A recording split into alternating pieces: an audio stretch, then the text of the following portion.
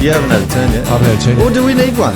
Let's just get straight into it. Yeah, well, because you can always add that later Yeah, I anyway. can. And Joe Rogan just starts, But I'm making a mess here. oh, Jesus. Fuck. Oh, I can't take you anywhere. People will talk. Well, What's up with those guys? you keep giving me cups that might break. be- might You be gave right. me a cup the other day. A And leaky cup. yeah, it couldn't handle the heat, I think, Sounds like me with my wife in the kitchen. Yeah, get out of the kitchen. I'm always in fucking trouble. It's only the depth that varies. As long as it's not 6 foot, that's all that matters. So you started in Kapuka. Mate, I did. How old were Back you in then? 16 and 9 months. Wow. So I was a nipper. It probably set me on the right path, actually, because even though I was only in the army for a very short period of time, the things that I learnt were really important. So that's your discipline, teamwork, camaraderie, all that sort of thing. Because I was lucky, unlike the soldiers today, I was in traditional peacetime. The poor blokes that go in today are being deployed to some fucking really shitty places. And in their defence, they're a much better soldier today. They're a lot smarter, a lot sharper, a lot fitter, better weapons, better educated, and from a tactical point of view, much better as well. Yeah. Back in the old days, it was just old school, mate. You know, shoot and run. Yeah, what was it, 75, did you say? 79. 79. Yes, I was a fucking high school kid, 16, 9 months. School wasn't for me, so I went, I joined the army, and Dad said, great. Get you out of home. God bless his soul. He's not with us now. But, Whereabouts were you when you were 16? Where'd you grow up? so I grew up in God's country. I think that was eastern suburbs. Born and bred rooster. Oh, yeah, fantastic. Yeah, so eastern suburbs, Bronny Beach, Coogee. Loved it. Good spot, really good. Yeah. Had a very privileged upbringing. So you were going to school and didn't like it, so you thought go straight into the army. Straight in the army. You're in a motorised unit, was it? No, infantry. Yeah. Okay. So I wasn't a turret head, which is motorised, or mechanised. Actually, is the correct terminology, mechanised. But so I was just a pure grunt, mate. So straight up the front, forward scout. Nothing special, as I said. Only spent a short period of time there, but gained some valuable skills. Yeah. And I still got a couple of mates from there today, actually. Ronnie Ford, he's still floating around. He's long retired, but it was good. Really enjoyed it. Got me on the right track because at school, because I fucking hated it, I was starting to hang out with the wrong group of people. Yeah. And I think Dad could sort of see that. Yeah. It was one of those things when I said, I think I might go and join the army, Dad. And he goes, yeah, great ideas. That's right. And Mum's in the back going, yeah, it's really good. So, did that. But because I was lucky, I don't know if you know, but so I was adopted. Yeah. Oh, okay. Yes. Mark did mention that. Yeah. So I only just let Mark know about that a couple of weeks ago, and he was like, oh, fuck. So, because who I call my parents, which are Alex and Betty, Mum's still alive, she's fucking 93, you can't kill her. They adopted me when I was 6 months old. Shit. Yeah, so I was adopted in the same family. Now, try and work this out. Yeah. So, my dad, who I call Dad, he had a sister, which was called Auntie Olga to me as I was growing up. Right? Yep. She had a son called Cecil. Okay. Cecil was my dad. Okay, yeah. You got that? Because I fucking had it. It's a bit of a loop, but yeah. So did you know him growing up? You thought of him as your cousin or something, did you? Or? No. So with my biological father, he married a lady called Debbie, and they obviously had me, and they got rid of me at 6 months, but I was kept in the family, luckily for me. So yeah. But I had never met him. I'd never met her. A bucket load of siblings, or half siblings, whatever you want to call it, until I was in the jails. When we were called up to the CIP, Central Industrial Prison. So we had some shit bags coming into the back of a truck, and they're playing up. So we've rocked up there. This is the emergency unit. We've rocked up there to greet these blokes and give them a warm welcome to Long Bay. And which is more like a bit of an introduction, you know. Yeah. Oh my God. But anyway, so they've opened up the back of the truck, and these blokes are starting to pile off, and somebody just yelled out "Curly," right? And with that, I've sort of it's caught my attention. I've just glanced across, and this bloke's getting off the back of a truck, off the back of the divvy van, and we just looked at each other, and just went "fuck," and he just went son. Holy shit. It was like looking in the mirror, right? Wow. I was like, fuck. Anyway, the boys processed them all, and I was just off on doing the guarding aspect of it. And I went home and I rang Mum. I said, Mum, fucking Cecil, do you have a nickname? She said, yeah, Curly. Oh, wow. Yeah. So it was a lifetime crim. Yeah. Right? Real shit bag. And yeah, that was it. So I was like, fucking, I should have sent you the photo of it, because when you look at it, you'll go, holy shit. Yeah, send it to me. It was like looking in the mirror. Yeah. But, that must have freaked you out. How strange. Jeez. Look, it did. But and you got to know Curly? No, never. No. After that? No, he got processed, got thrown into the system. The next I heard, long story short, Mum called me and said, oh, son, your dad's been killed. He was shot. And I was like, oh, fuck. Thinking it was Dad. Yeah. Oh, not the biological. Okay. And when I started to sort of tear up, Mum goes, oh, no, not Alec. Cecil. And I went, oh, fuck, is that all? Like, seriously, like, shit. Oh, Mum, please don't do that to me. He said, oh, I'm so sorry, son. So yeah, that's a little bit of trivia for you. But fuck, what a way to meet your fucking parents, isn't it? I know. Holy shit. I don't know if it's true or not, but Dad used to say to me, he says, your father was your father, son, but he said the type of man he was, he turned up to his sister's funeral in a stolen BMW with money in the boot. Oh, so Cecil Edmund Way was his name. Yeah, but you could probably Google him and find him. A bit of a crook. Yeah, okay. Maybe that's where I get it from. Yeah, my mum was adopted. She didn't go searching for a long time. She found out, but yeah. It's funny, isn't it? You know, I don't... But it really affected her, though, hasn't it? You know, she's had a bit of a hang-up about it, you know. Yeah, I think she found, though, it was better off not digging, you know. She didn't find anything too great on the other side. Nothing too fantastic. Yeah. No. But, in fact, she probably dodged a bullet. Yeah, she was very lucky to be adopted, I believe. Yeah, I was going to say, I think you are lucky if you're adopted. So did she feel like there was something missing? Like, did she feel like something was not quite right? I think so. Yeah. She doesn't really talk about it, like, to me. But, I think... I don't know. She probably talked to Matt about it more than... We'll have to get her on, actually. There's a story. Yeah, maybe. Well, there's a lot of story, especially for women back then as well, because like when, I don't know if we can go too deep into it, but when you had a child out of wedlock or anything like that, man, they just tried to take the kid off you, man. That was it, you know, so had to fight tooth and nail to keep your own kid. Yeah. So you went from Kapuka... How long were you in... I was down there 3 years, or not there 3 years. Yeah, so but in the actual army. 3 years. Yeah. Got out of that and straight into the jail, straight into the into the shit fight. Yeah, in the long day, you know. What was the like transition? Well, sorry, man. No funny enough, it was I had a little bit of time off, probably a couple of months before I went in, but I applied for the coppers and the prisons at the same time. Back then, and because I had tattoos, the coppers weren't real keen. But from start to finish, by the time I applied for the prisons, it was about 4 to 6 weeks, and I was in. So just had that small time off, and then started. So that was back in 82, late 82.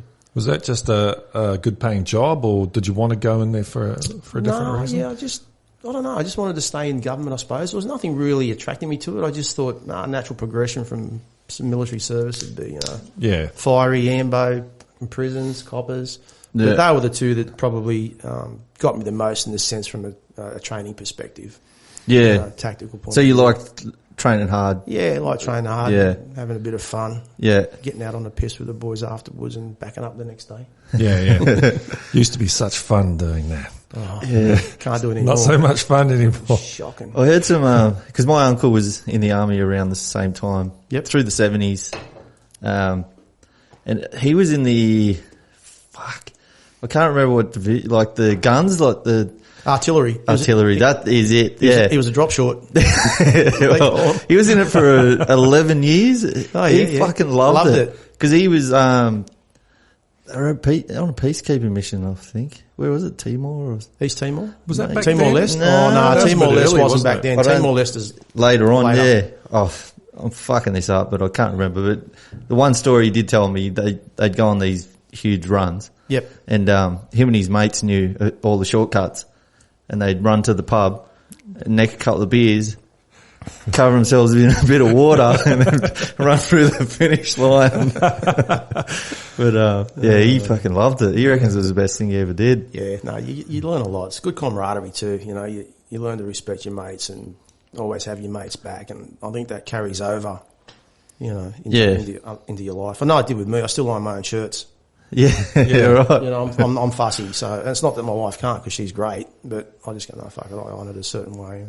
I did notice when I just met you before that your shirt is very crisp. It's very, it is actually. This is tacky. Pull mine. Well, my shirt you're was looking given, good, but it's quite tight though, isn't it? This is from the breakfast. Yeah, shout out to Mark and the boys. And the hat, yeah. They we had him on last week and sent us a heap of shit, and we're fucking very grateful. Looks good. Yeah, it's a great shirt. Have you had breakfast in it yet? No, but I'm waiting to. I think after Mark's fight. Oh yeah. Are you going down? We're going down. Yeah, look, I'd like to, but I think with work it's going to be a bit difficult. Yeah, with the COVID. Yeah. I mean, I'm lucky to get away with this job I was telling you about before on the weekend, but I'll still be on call. So we'll kind of jump forward a bit. We might as well. So how did you get involved what's your role in the COVID situation? Okay, without naming too many people. So I'm basically the coordinator that sends all the auditors out into the field to audit the COVID, the quarantine hotels. Yeah. So I think we've got 20 in the program. I hope there's no one from the government listening. 20 in the program. So we'll go and audit anywhere between 6 and 10 hotels a day. Yeah. So they're constantly being audited every day. That's great. Well, I've got heaps of questions about that. Do you think, I can't put you in a situation though, but I think let's say just technically with a hospital and that, they have a lot of diseased people coming through. And so the filtration system is top spec. It's clean, well, I'd say every day and all that. How do hotels compare with like the actual physicality of a hotel versus a hospital? Yeah. So hotels do have a cleaning schedule, right? Yeah. Some hotels vary. Some will do it every 30 minutes. Some will do it every hour. Oh, really? But they're constantly what they call touch point sanitizing. So where there's lift buttons, door handles. And I've got to take my hat off to fucking Gladys and New South Wales Health and the hotels. They do a good job. Yeah. You know, we were just talking about this earlier. Yeah. Compared to other states. Oh, right? yeah. I mean, we're leaps and bounds, and that's not being biased. It's just the way it's being managed. You can look at the stats, really.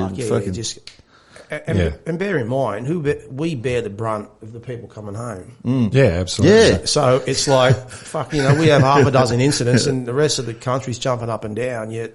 Yeah, that's right. But in answer to your question, no, they're pretty good, considering that this is also a whole new. Well, they weren't designed for it, were they? No, they weren't. And, for somebody to go around and just, has that been cleaned? No, okay, I'll do it. But now they've got a routine. They look at it. They go, "Yep, there's your tick and flick." Because we'll go into a hotel and we'll ask that question. Like, how often are you cleaning? And we'll do that all the time. Yeah. Even though you just asked me that yesterday. Yeah, okay. Keep on. So consistency and persistency. And did you come up with those protocols? Or? No. So that was a combination of the government and my boss. I'll just refer to him as. Boss. Juliet Alpha. Initials are JA. Yeah. So we've sat down and just come up with a whole bunch of questions based in and around what we thought would be suitable for the security program of it. Yeah. And then it sort of filtered out into, the hotels as well. Because remember, it's a police program run by the police. We don't have a lot to do with them, but we'll still go in and ask questions in and around what's happening day to day.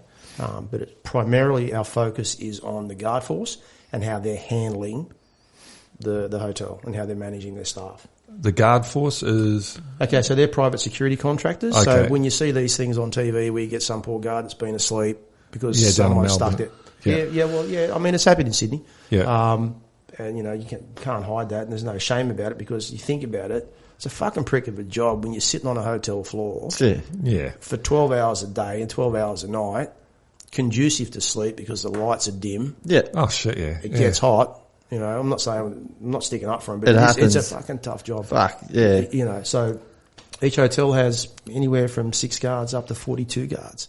So it's a big program. We'll have up to 830 guards a day on, 7 days a week. Shit. So that's a lot of questions, and a lot of areas we've got to focus on in the guard force because they've got the primary role, right? They've got one of the toughest roles. Police will process them. They get checked into a room, and then you've got a guard on the floor that every time somebody sticks their head out, it's got to go, folks, sorry, you've got to stick your head back in the door. Go get it. Yeah. What do they do in that situation? So then they maintain their safe distance, and they'll just radiate down to control room, and the coppers will come up. And there's cops there that can... Cops will come and deal with it. Okay, yeah. Because it's different but similar. I had a job once when I was younger as a hole watcher for like BOC gases. They were doing a fit out, and there's these enclosed space watcher, you know. Yeah.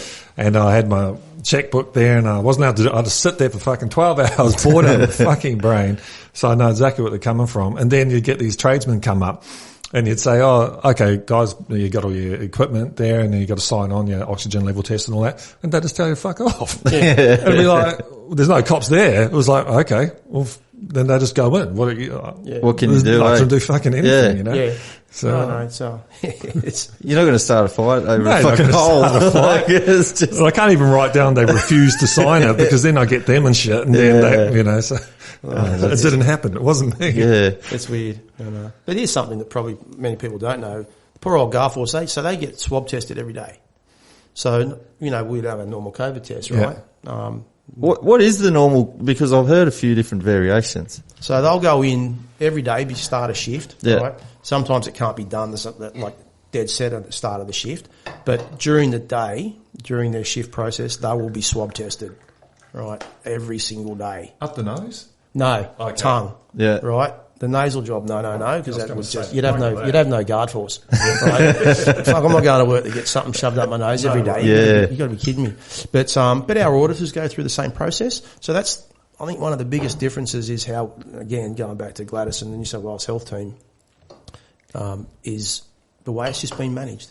So much more professional. Yeah, there's issues. There's always going to be issues because you're dealing with people. Yeah. But the swab test, you know, it had a bit of pushback at first, but now it's like, well, fuck, it works. Yeah. Because it gives you that early indicator. Yeah. Right?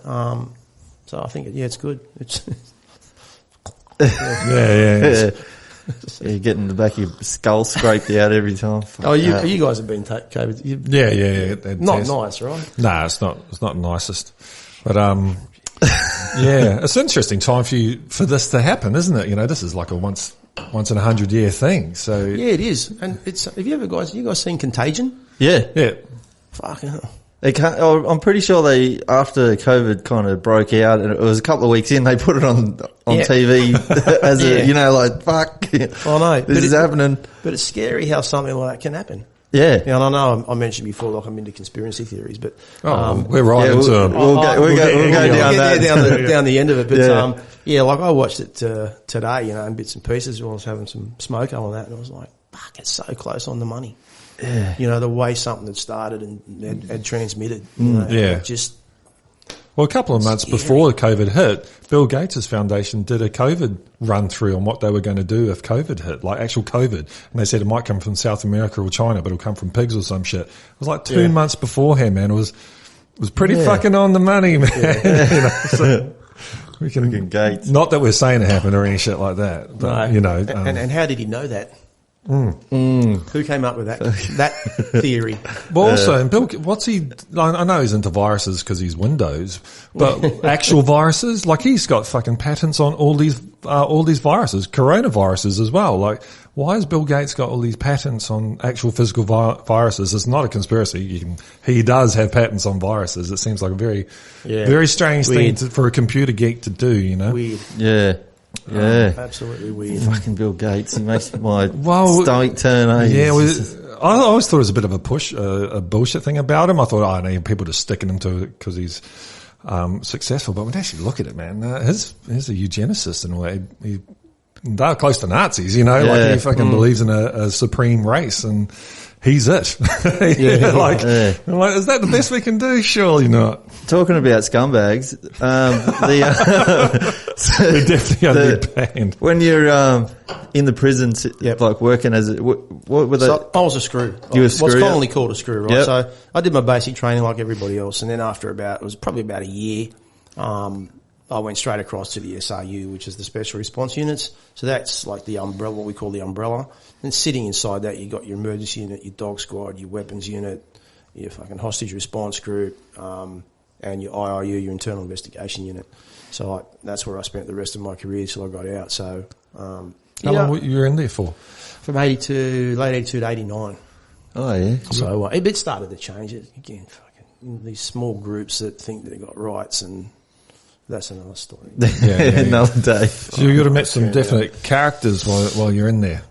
Met some real good characters. Like a shitload. I was saying earlier that met the Murphy brothers, but they were just mainly through transporting them in and around the jails and courts and that. And were you following? They were shitbags. No, I wasn't following them. So basically, what had happened within a jail, whenever there's what they call a high risk escort that's required. Normally a transport unit to do it, but if it's classified as high risk, so 4 wheels is what we call transport, general transport going from Long Bay to Parramatta, or Long Bay to Goulburn, just a normal transfer of an inmate, right? No real high risk. Yeah. But if there was a high risk, then we'd get involved, the emergency unit or the special response units would get involved, and we'd go fully tactical. You'd have a lead vehicle, escort vehicle, rear vehicle. You'd have an advance party going to the location. You'd be all tooled up like you're going to World War III. Ready to go. Ready to go. So did you, were you picked for that because of your army training prior? Or No. So there's a process you got to go through. So I just applied to go across to the unit. Yeah. You go down and you have an interview. Obviously army training helped, but it's from a discipline point of view, from a tactical point of view, all that sort of stuff. Had some, basic fundamentals there.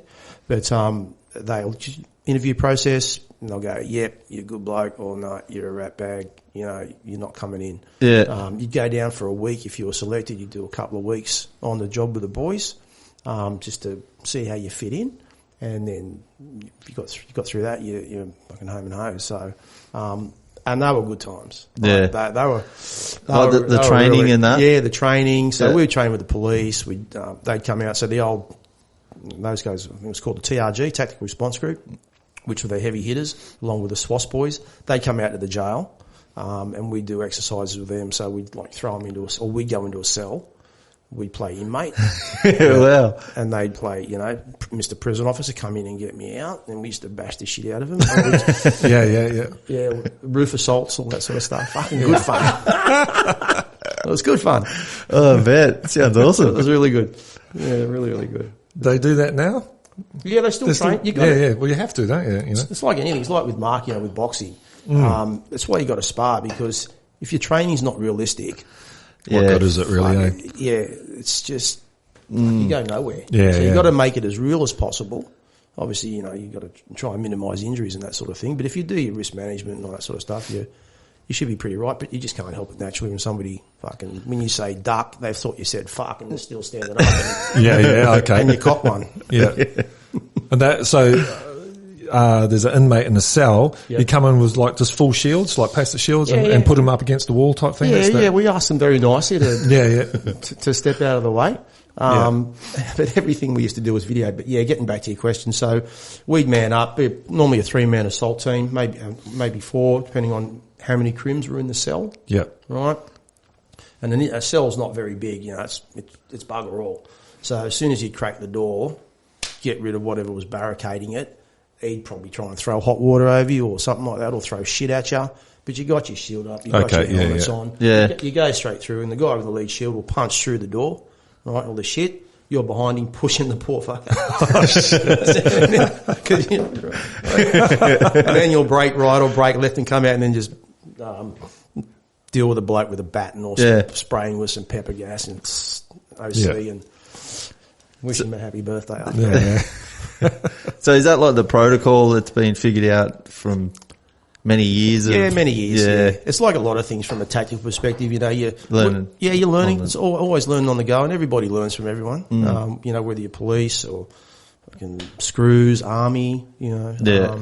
Everyone learns from everyone. Yeah. That screw, I remember watching Prisoner when I was a kid and that screw word's been around for fucking ages, isn't it? I thought they might have changed it. No, that's screw. Screw. Gate up, boss. Fucking open the gate.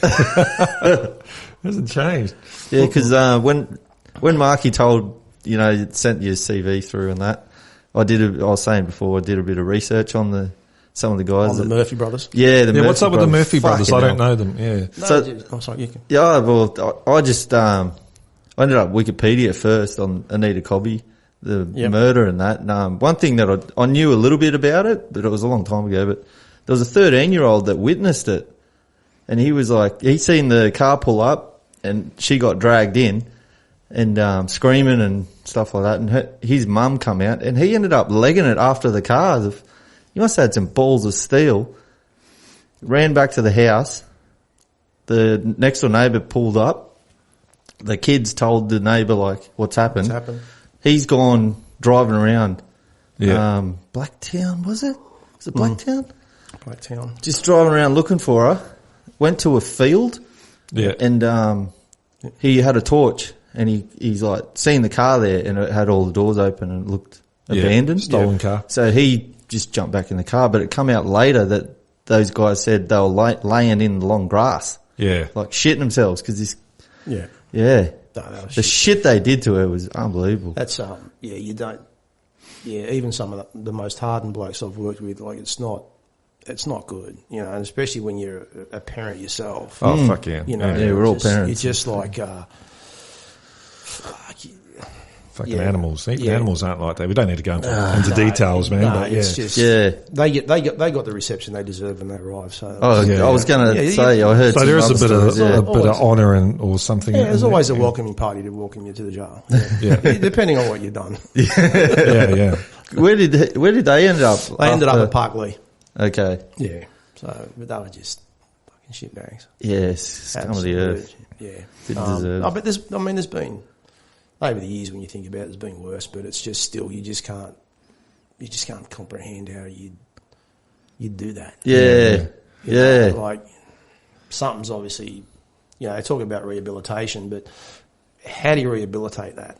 Yeah. You know, like, you can't. You can't, right? You're either a wire short somewhere. Yeah, or that's you've right. got a few loose screws that you can't tighten up. Something's not right. Yeah, and to have four of them. You know, just like how do you get four scumbags? There's normally a ringleader, and there's like there's two weaklings or something that are too fucking scared to do anything and go along. It's very. I doubt if there's four. Because after they raped her and that, they were kind of peer pressure, and they're going to have to kill her. Yeah. Anyway, speaking of fun, let's make it a bit positive. You met up with Malat in there? No, I haven't Malat. No, not really. No. Tom Domican, yes. Took him on an escort once. He was an interesting character. Yeah, I know the name. Yeah, he was just another standover man. And yeah, he was a famous dude from the 50s or something, wasn't he? I don't know what era he was from, but he was a nasty piece of work. Yeah. But he got crooked one night. We had to take him out to the hospital, and just as we were about to go, we got tipped off that they might try and break him out. So that ended up turning into World War III from our perspective, because we had to go to the hospital, basically locked the fucking hospital down. This was that was out at Prince Henry Hospital out at La Perouse. Yeah. Well, that was interesting. Went off without a hitch. Yeah. It's just one of those things. But there's definitely some interesting characters in there. Roger the Dodger was on your list. Roger Rogerson. Yeah, he's another difficult man. Well, Roger was a cop, wasn't he? He was a copper. Yeah. He was in and out though, eh? Yeah, he was in and out, but that was policing in those days, right? Oh, yeah. So we're a different, when I say we, law enforcement and the justice system or judicial system is a different kettle of fish these days. Back in those days, the only thing that the rat bags we were dealing with understood and respected was to be tipped upside down and to play hardball. Today, it's completely different.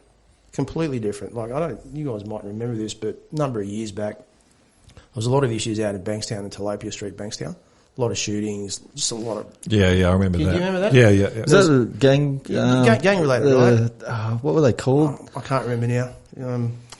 I remember a guy at work was talking about it. They were just... And it was just that one era, and then and the gang's gone now, pretty much. Yeah, pretty much. But there was a photo, and it's always stuck in my mind, where there was a young bloke from Bankstown, Tilapia Street, doing that at the coppers. Like, it was captured on... Do you remember that photo? No, I haven't seen a photo. Anyway, if that had happened to any one of us, he wouldn't have his fingers. Because we were brought up in that area, just would have snapped them. But the poor old copper, and to his credit, just was like, mate, don't do that. Yeah. It's just like, dude, break his fingers.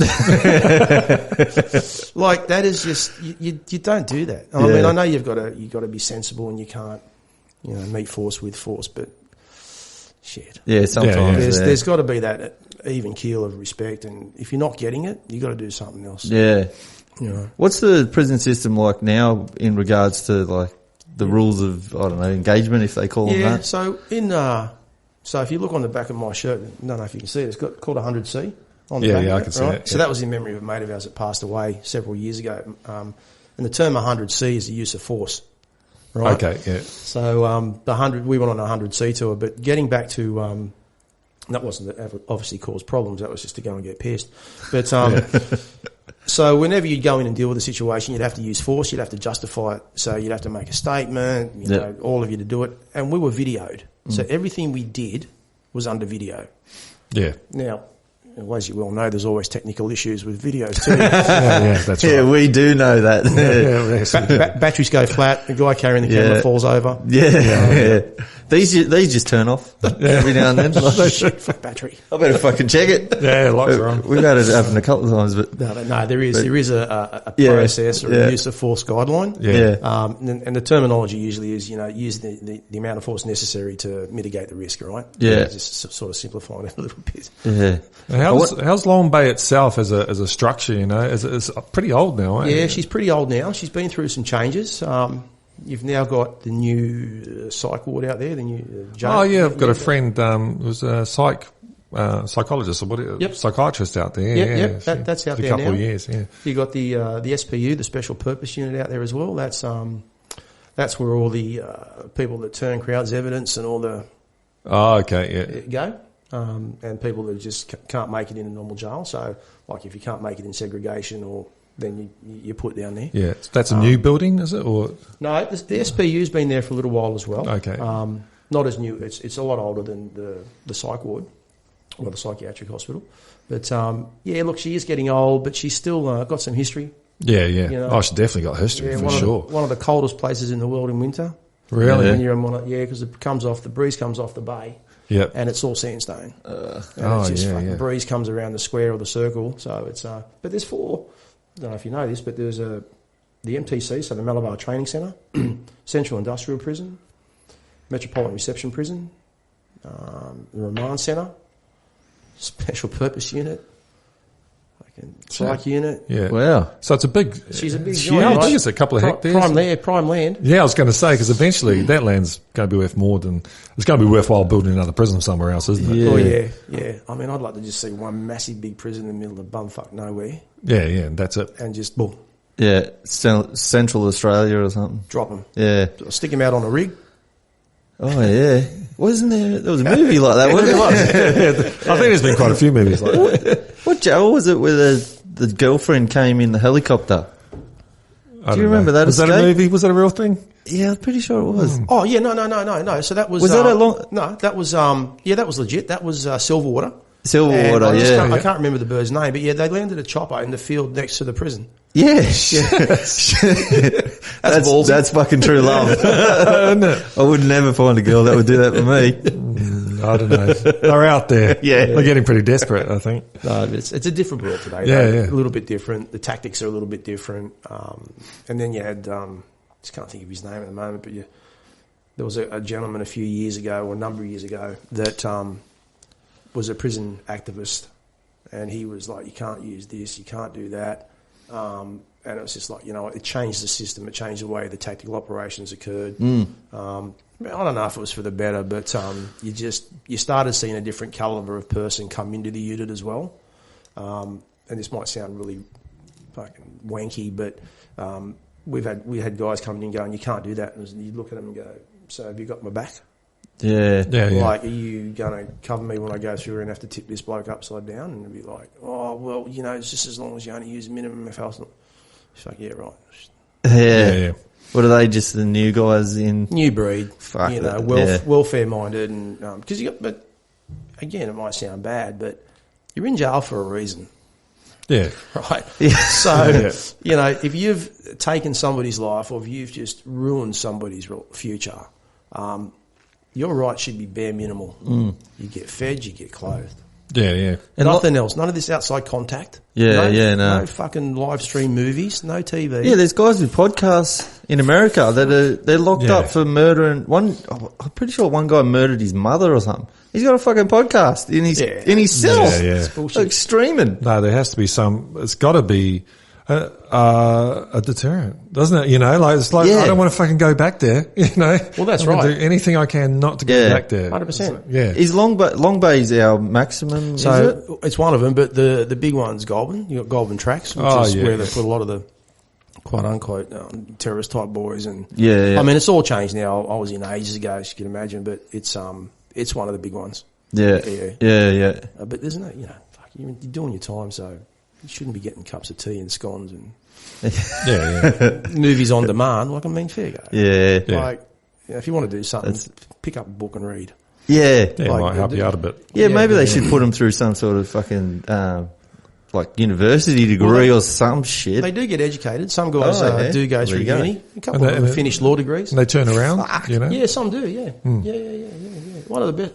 I'd only been in the job, I think, about, 3 or 4 months, and I was overseeing some some crims in the trade room. And one of them come up, there was an old fella, Will McInnes, something like that. And he said, bit of advice, boss, because you got a young face. Never step away if someone's staring you down. Stand your ground, and that's it. Mm-hmm. Yeah. And I went, okay, thanks for that advice, mate. He goes, seriously, he said, just stand your ground. Don't fucking look down. Don't do these ones. Just go, is that right? Yeah. Wow. And you're like, yeah, okay. Yeah. So that was it. Did you ever see any, because I like watching movies, everyone does, in the prison movies, like pick the biggest guy. Was there any of that shit ever going on? There was that stuff. There was that stuff. And there is a hierarchy in the jail. Yeah. There is, and some of those blokes have got their, what they call their bum boys. So, got the pick of the crop or whatever they want to take home. And they used to be, the original word for them was punks. And that's when punk music came out, they're like, why'd you fucking call us punks? We're not punks. And so that was the original kind of, bum boy thing in jail was a punk. Yeah. So, all those punk musicians out there. But it's one of the funny things about jails is you've got, again, I just don't want to sound racist, but you've got your Asians hang together, your Lebs hang together, your Samoan boys hang together. They all stay within their clan. Yeah. It's funny. Safety in numbers. Oh, absolutely. Yeah. And then you I often thought about you guys as prison guards, that you're in prison as well. Like, I know you get to leave, but you go to this fucking pretty horrible place every day as well, Like, did that affect you being in that environment? I didn't think it had affected me. And some of the mates I've still got today, we go on this thing called Dinosaur Reunion. But coming back to your question, no, but I realised post getting out of the jails that I would build brick walls, and it was very hard to break them down and very hard to let people in. Yeah. And I would literally size somebody up within 5 seconds and go, no, you're a prick. Yeah. I'm not going to talk to you. Because you need that intuition, Like, you just had it, so, and then as you get older and a bit smarter and a bit wiser and you start to read and educate yourself a bit better, still there, but you can a little bit more. I'm a little bit more. Won't close it off completely. Exactly right. Yeah. But it does, and you're right. We can go home, but counselling for us in those days when we were involved in anything was like down the pub or something. Yeah, spot on. Yeah. Old fashioned. Yeah. Well, at least you had like we were talking about it the other day. Like, how many going to the pub isn't really a thing for guys too much, like now with COVID and stuff like that. Like, even before then, that kind of culture's they're all fucking hipster bars and that, which is cool, man. I don't mind the hipsters, but that culture's just kind of gone. And I used to work at the Heritage, and I remember John, the barman there, he did the day shift, and he, one day he came into the kitchen, I was the chef there, and he goes, man, I'm like a fucking psychologist here or some shit, and there's always a tradie crying at the end of the bar, and he said, and they had nowhere to go. Like, the pub was the place. They thought, I've got to get down the pub and drink this shit away, Yeah. PTs would be the same. You put someone through a rigorous workout, they'll probably open up with it. Like, anything, that's right. Well, it's just contact, isn't it? Yeah, no, it is. It's not necessarily alcohol. In fact, you don't talk properly when you have a gut full of alcohol, and you don't actually get to the root of the problem, really. You fucking dribble. But the best psychologists in the world aren't the ones that go to uni. No. They're the ones that cut your hair. Yeah. Barbers and hairdressers. Yeah, for sure. Like they've heard it all. Yeah, for sure. Yeah, they give you actual advice, you know. And you unload on them. Oh, where did that come from? What? Yeah. So the Americans got the hole. Does Australia have anything like that? Or? We have segregation and isolation and things like that. Yeah, you can get thrown into a funny room, like a pen, but it's nothing like over there. Nah, you just go one up. You know, we don't have not like you see in the Green Mile where you go into the dark room. Yeah. Nah, we don't really have that. The closest thing we ever came to that, which is was a place called Katingal, right, which is where Cox escaped from, Russell Cox. You know, have you heard of Russell Cox? No, I know the name. No. So he was the only person to escape from Katingal, and he was caught a number of years later, with Raymond John Denning. They were caught in, I think it was Newtown. They were trying to rob a joint. Anyway, he went tits up and didn't work. Right? Any smart crim. But Katingal was purpose built to have basically one crim per cell, no physical contact with guards, so everything was at distance. Yeah. That was the closest thing we came. Yeah. And then that got shut down due to activist groups. So we took over, the SRU took over that, and that became our training ground and our training cells. And we set up a museum, we set up an indoor range. Wow. And for some of us, we would sleep there as well. So you'd sleep in a cell. Shit. You know, so if you go out on the piss one night, you'd come back. There's a cell for you. There's a cell for you. Holy shit. Don't lose the keys, man. What is the training like for a prison Looks pretty good. Yeah, so your general training's like a lot of things, like you learn your jail rules and regulations and laws and all that sort of stuff. You know, you learn how to search, basic searching, of course, you know, head, top of tail. And then you just learn some general jail duties, you know, your post, what they call specific post duties. So if you're on a specific post, you've got certain things you have to do at certain times. It's pretty basic, but your SRU side of it's a little bit different. You know, it's where you learn all your weapon skills. Prison officers get basic fundamental weapon training, like with a 38 back in those days and a Ruger 223. It's all different now, different family of weapons. Yeah. So that was basic. But in the SRU, you more tactical training. How to enter a cell, how to pull somebody off a roof, you know, how to handcuff somebody, use of gas and different things. Because you've got a lot of experience in that, and one thing I wanted to ask you about, like tactical stuff, was with the Lint terrorist thing that went on there, or that nutcase guy. How do you think that was handled? Do you think? Well, I think the biggest mistake we made was letting it go to fucking air. Oh shit! Yeah, the TVs were fucking on, and that's just a big mistake. Because the thing I want to say about that is just like us, we get up every morning, shit, shower, shave, shampoo, and we go to work, right? Yeah. So, and people got families. Those guys didn't go to work expecting to shoot the people that they shot. Yeah, of course now, not. People can say it's part of the job, but unless you're there, what you see on TV, what you hear on TV is completely different to actually being live on the ground. There was some operational things that probably could have been managed a little bit better, not by the assaulters, but I think by then it had gone too far. I thought they could have. I've seen they could have. What, the sniper? Couldn't they have just? Yeah, although evidently the bank there was thick glass or some shit. Was that the issue? But not only that, right? From a risk management point of view, and I know that policeman went on TV and said, you know, I had the green light, I had to go.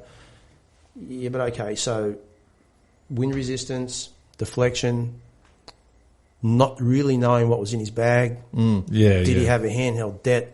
Like, was it too many unknowns, right? That's right. So the only way that was ever going to end, well, it was never going to end peacefully because he was not going to negotiate his way out. He wasn't going because he was a bit loopy, right? Was the assaulters.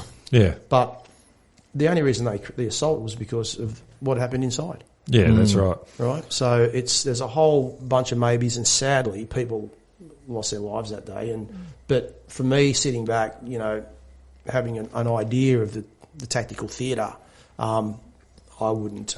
There's not much you could have done. I wouldn't. Yeah, and it's fine to have all these experts come on and from an armchair point of view. Yeah, that's right. But if you're the sniper there, and if you miss, he could waste everyone in the fucking room. You know, and all those boys, I think, you know, did the best they could with what they had. Yeah, of course. You know, a tradesman's only as good as the tools he's got and the information that he's got in front of him. Yeah, the plan. Or And they hit the go button as soon as they heard that weapon go. They were fuck everybody else. We're going in. Yeah.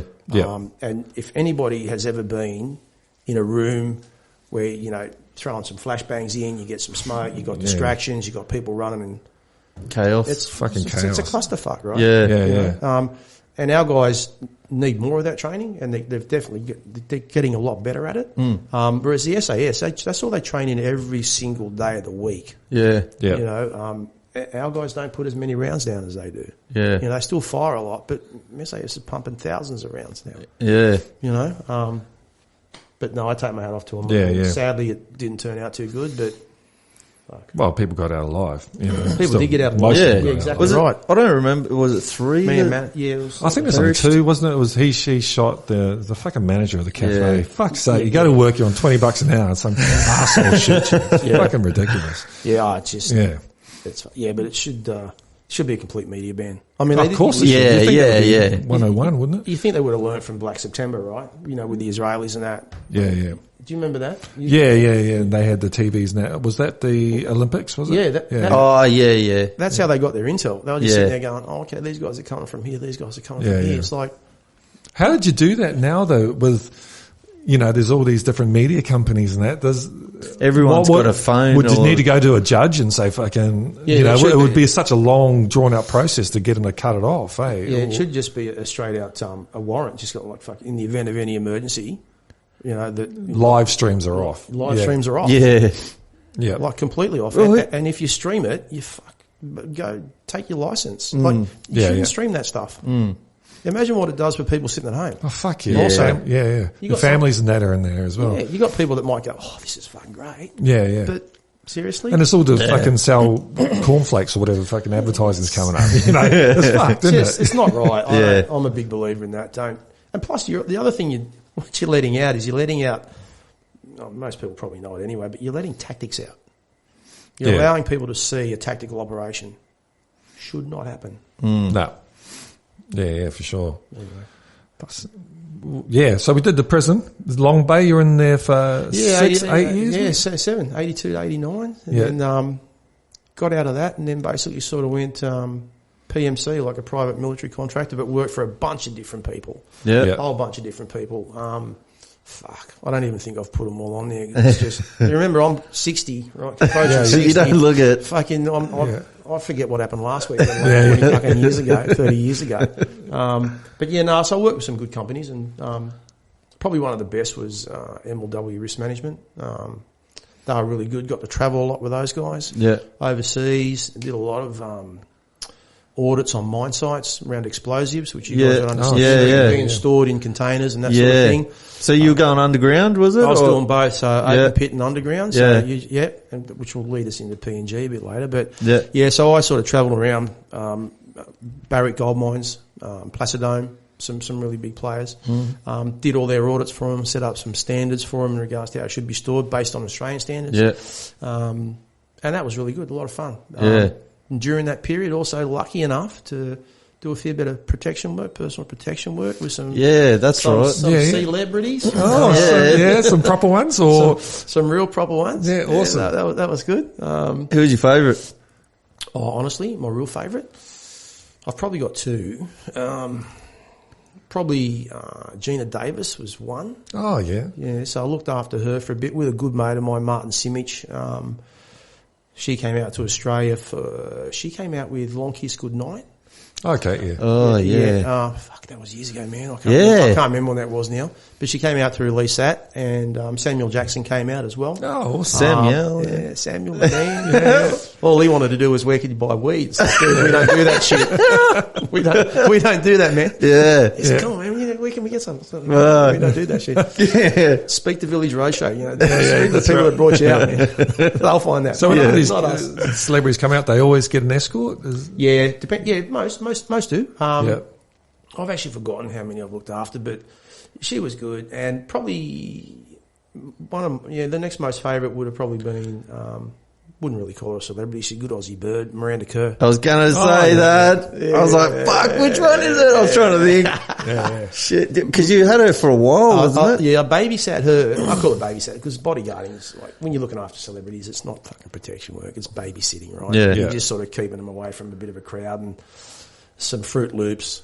Protection works when you're really doing the big work where you've got advanced parties and motorcade drills and and there's an actual risk. Yeah, right? There is actually a threat. There's a proven threat. Yeah. This is more just to basically tick some boxes, make them feel comfortable, and that's fine. Keep the crowd back. Keep the crowd back. Yeah, look for the people that are looking at you, not at them. Yeah. So that's what we used to teach guys. Is that right? Yeah. Okay. Well, you think about it, right? Star-stuck people are going to go, oh, look at her. But if I've got someone that's eyeballing me, watching every move I'm making on my team, I'm like, okay, he's looking for an opportunity. Yeah. So that's a great idea. You're looking for the body language, right? Yeah.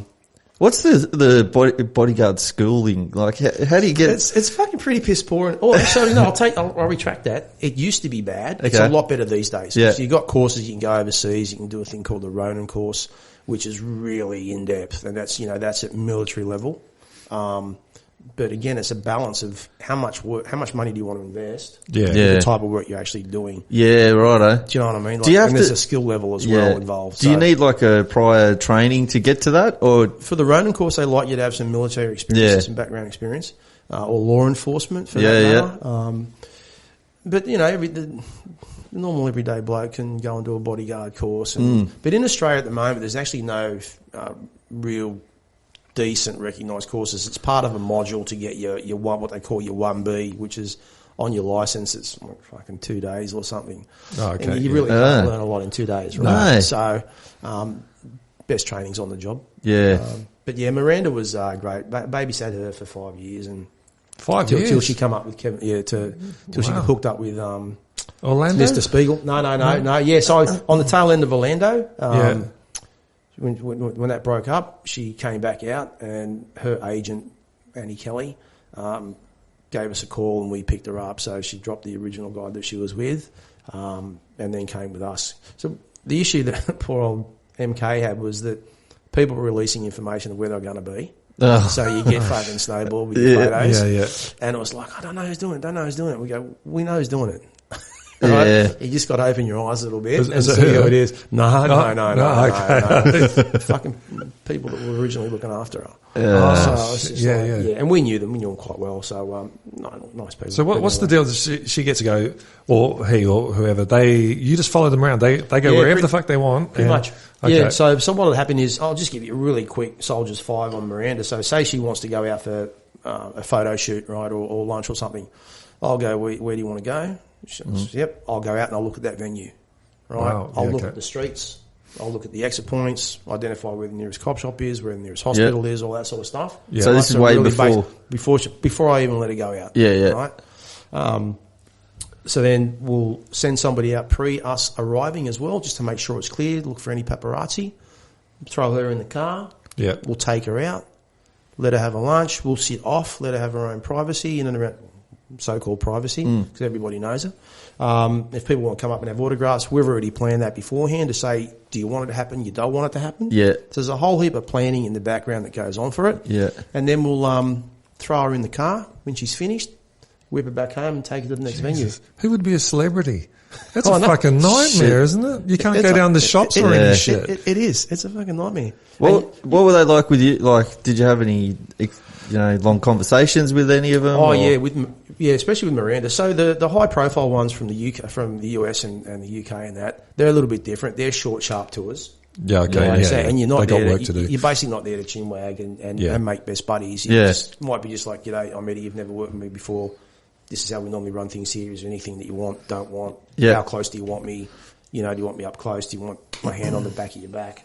Things that you just make them feel comfortable. Yeah. I might just go, don't want you anywhere near us. Okay, sweet. Yeah. You're aware of this could happen, that could happen. Yeah, mate, we're all good. I've got an entourage of 30 people. Okay, sweet. Yeah. So we'll just sit back, and if we spot something, we'll let one of the PAs know.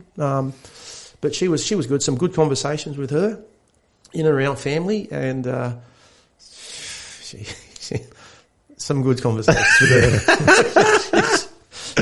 She's a funny one. So you'd be sitting in the car, and she'd say, "Can you pass me a tampon head?" Like, and like, are you serious? Like, she goes, yeah, it's in the bag.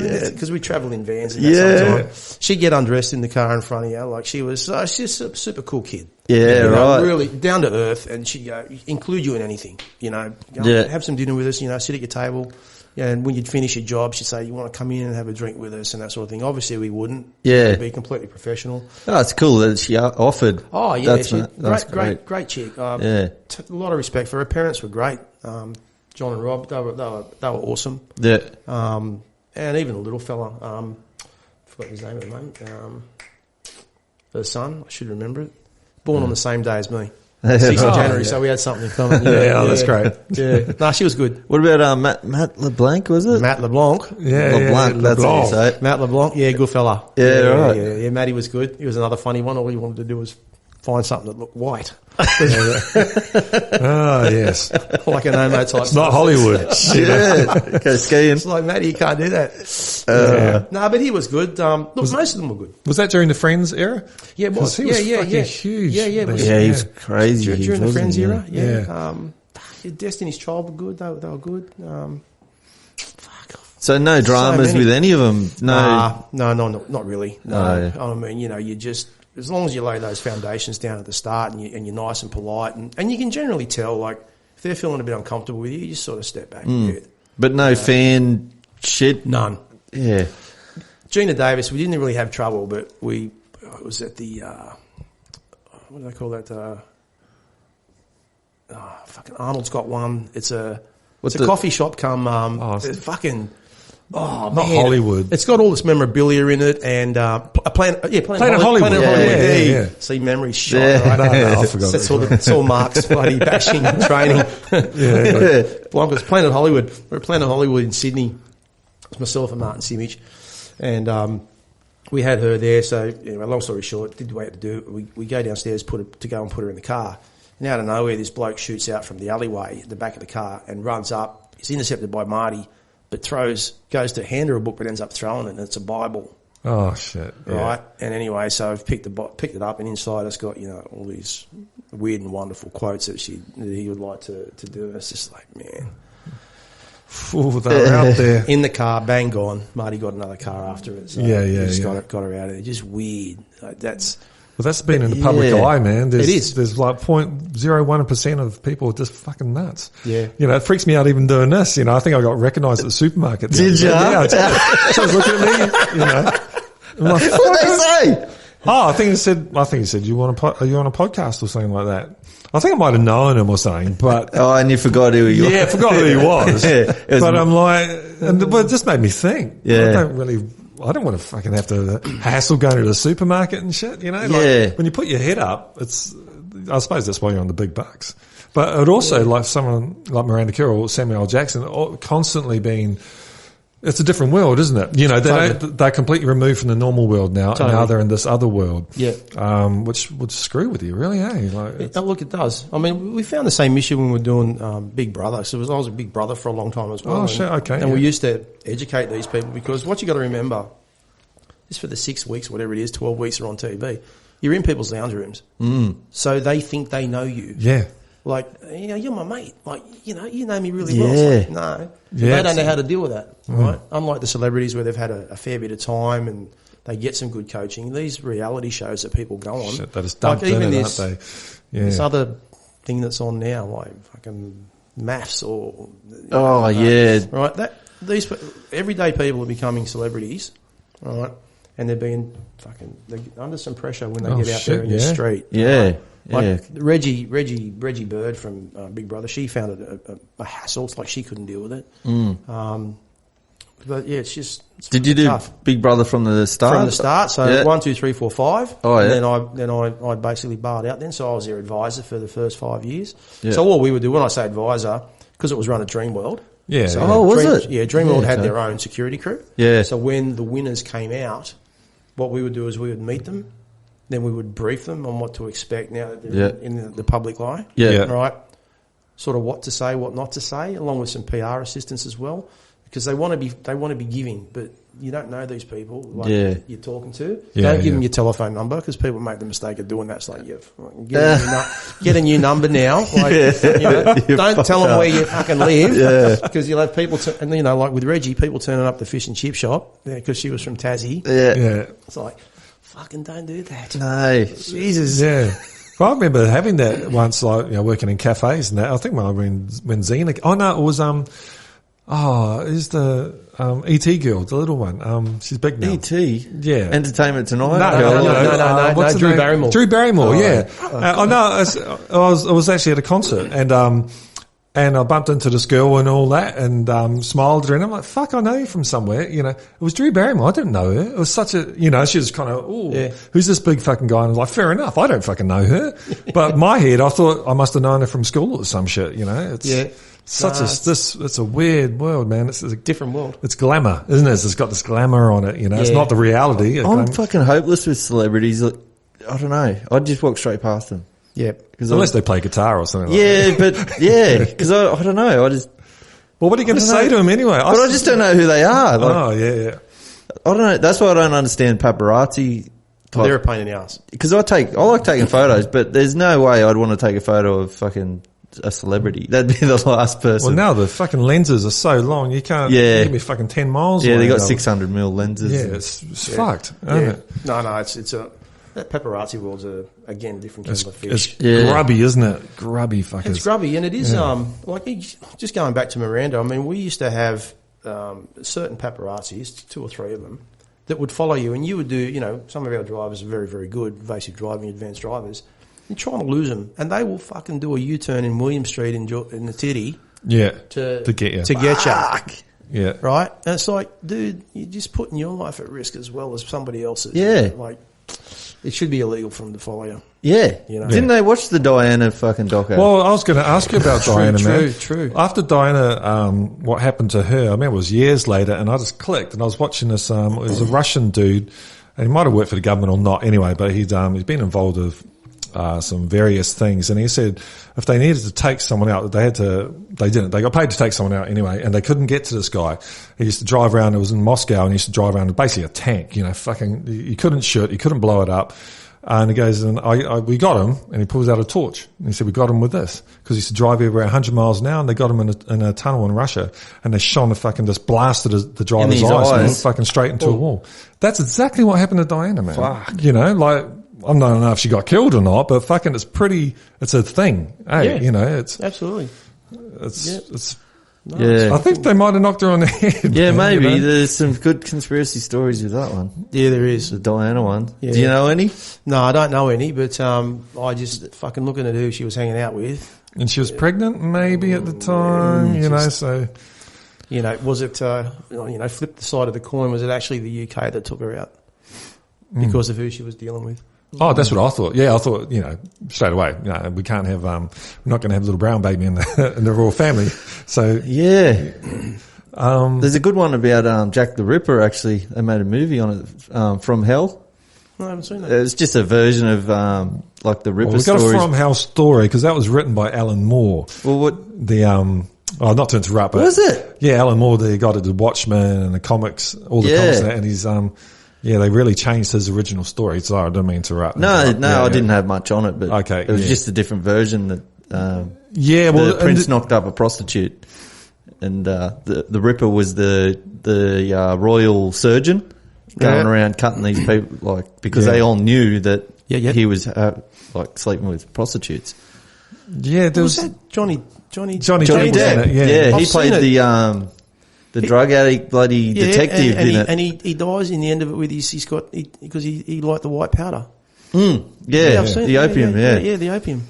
It's a good movie. The original comic book, it wasn't a whodunit though. They opened the comic book with, this is the guy killing these chicks, because it's always a whodunit with the Jack the Ripper in that. And Alan Moore thought, it's just a boring way of telling the same story. Well, this is the person done it, first page, we know who did it, and then try and tell the story of the woman. And the way that From Hell originally was just about life in Victorian England at the time and what it was like for cops on the beat, for working girls and shit, man. It was a vicious place. Oh, Fucking hell. He reckons that's actually the start of the 20th century was the Jack the Ripper murders. If you had to pick a moment in time, it was like 1890 or something, but he said that was just an opening up to the 20th century, wasn't it? There's some murders that went after murders. that.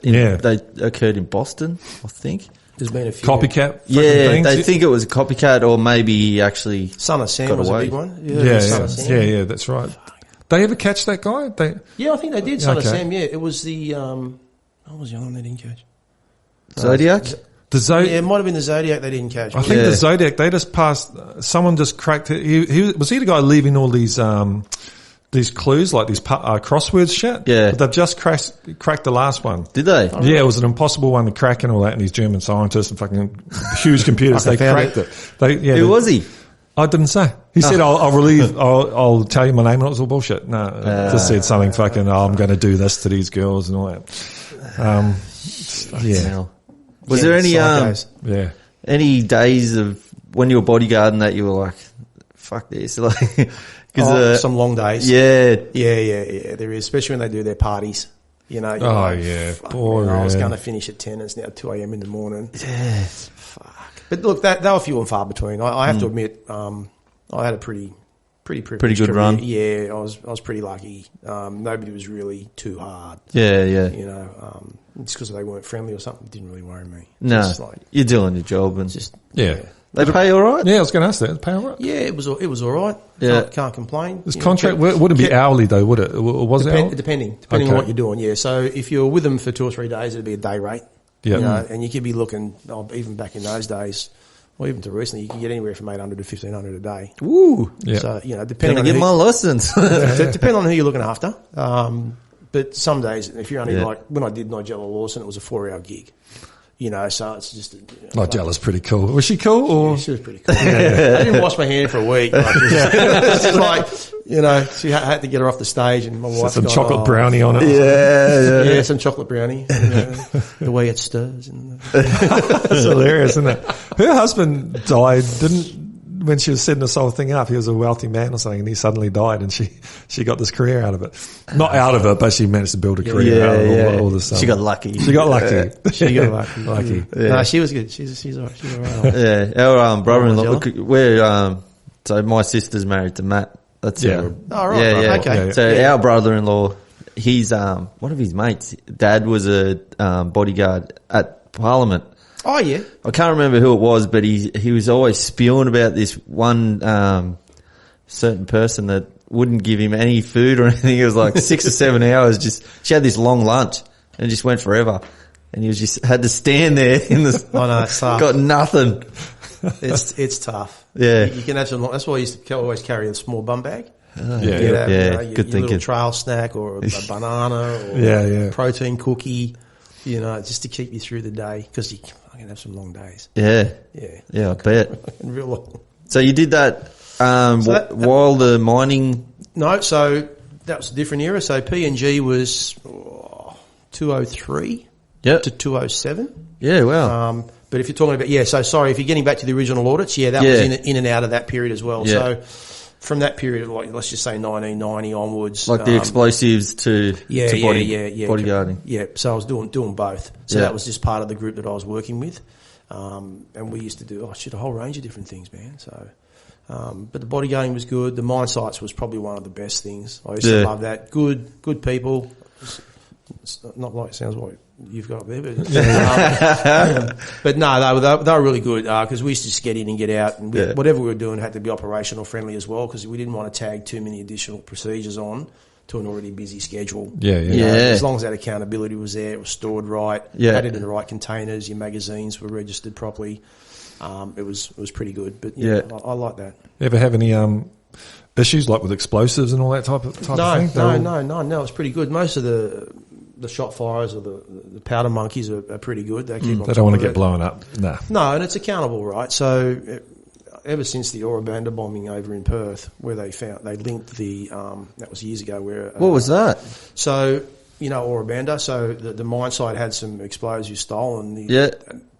And the explosives stolen were used to kill the Australian Federal Police. Shit, really? Forget his name, but blew up his. Blew up his car. Fucking hell. So, but they traced it back to that particular batch, Yeah. So from then on, it became a lot tighter in regards to the way it was stored, accountability of it, signing it in, signing it out. Yeah. Instead of just whacking the unused bits in a hole. Fuck no, we don't need all that. Fuck it, we'll just slip. Back in. You know, they've got to be weighed up in that. Yeah, exactly. So was he a supervisor? I don't know what it. No, so he was. So it's like over there, but it was stolen. They reckon it was linked to bikies. Ah, yeah. So somebody within the crew has put the heavy on someone in the mine site to get some. They've taken the explosive off site, and it's back in those days, man. It's just like, oh, yeah, I'll just take that. Yeah. Gone, right? No accountability. No. Right. Gave it to him, and then they attached it to his car, and then boom. Fucking bikies. Yeah. They did you see that thing on Luna Park? That's where I was going. Who owns it? And Yes. What was the guy's name? Saffron? Was Abe Saffron. Yeah, that's him. Abe Saffron used to be. So that's probably more my era because I'm hitting 60. Abe Saffron used to be a bit of a Mr. Heavy man back in those days. Yeah, linked with some other people. But yeah, he was a well-known crook. Yeah, well, watch. It's on the ABC iView, man. Yeah, it's the best reporting I've seen in years. 3 hour and a half long reports on it, man. They go deep. They get all this information, man. Is it finished now? It's finished. It's up on iView though, but fucking, they got to reopen a coroner's inquest or something. They basically proved it was fucking him, you know. And even on the night of the fire, man, there was kids there.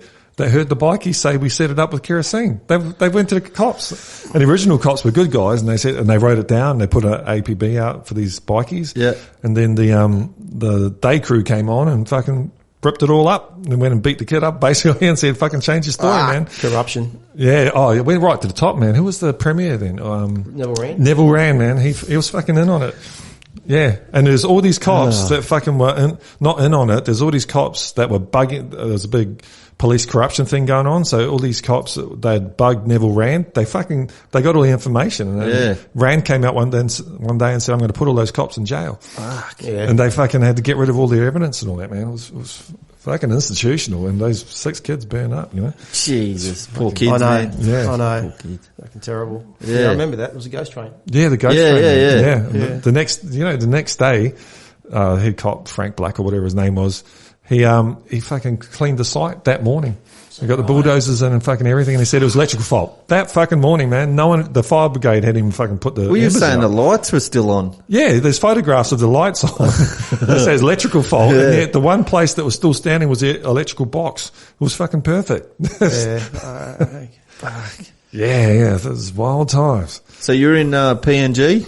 Yeah, so went up to PNG. So I stumbled onto that because I was still doing some audits. And when I went up there, I met a guy called Bruce Gray. He was the superintendent for the tactical training unit up there, up in Porgera. Don't know if you know much about PNG. No. So Porgera's up in a place called... Porgera sits in the Inga province. So it's part of a province. And then you've got Porgera, so it's like Sydney, and then you've got fucking Parramatta. Okay, yeah. Right. Also you've got Sydney and then, Bronte or whatever. It sits way up in the Western Highlands.